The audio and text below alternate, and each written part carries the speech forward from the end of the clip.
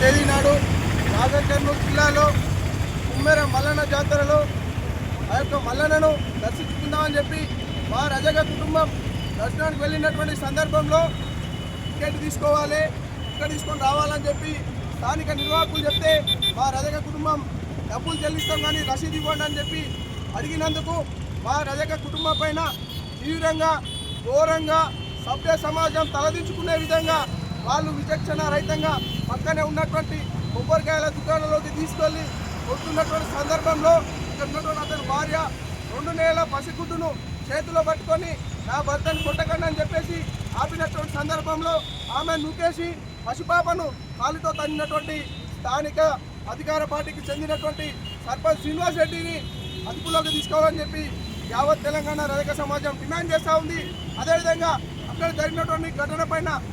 దోషులను వెంటనే శిక్షించాలని చెప్పేసి స్థానిక పోలీస్ స్టేషన్కి వెళ్ళినటువంటి సందర్భంలో పోలీసులు మా రజకుల కంప్లైంట్ తీసుకోకుండా అగ్ర కులాలైనటువంటి వారి యొక్క కంప్లైంట్ను తీసుకొని మా పైన ఉల్టా కేసులు బనాయించడం జరిగింది. దీని పట్ల రాష్ట్ర పోలీసు యంత్రాంగం స్పందించాలి, అదేవిధంగా రాష్ట్ర ప్రభుత్వం స్పందించాలి. ఎవరైతే ఈ ఘటనకు బాధ్యులైనటువంటి అగ్ర కులాల వ్యక్తులను కఠినంగా శిక్షించాలని చెప్పేసి కామారెడ్డి జిల్లా తరఫున మేము డిమాండ్ చేస్తూ ఉన్నాం. అదేవిధంగా లోకల్గా ఉన్నటువంటి స్థానికంగా ఉన్నటువంటి ఎస్ఐసిఐల పైన పోలీస్ యంత్రాంగం చర్యలు తీసుకొని ఘటనకు బాధ్యులైనటువంటి అగ్రకుల వ్యక్తులను చట్టపరంగా కఠినంగా శిక్షణ చేయాలని చెప్పేసి కామారెడ్డి జిల్లా రజక సమాజం డిమాండ్ చేస్తూ ఉంది.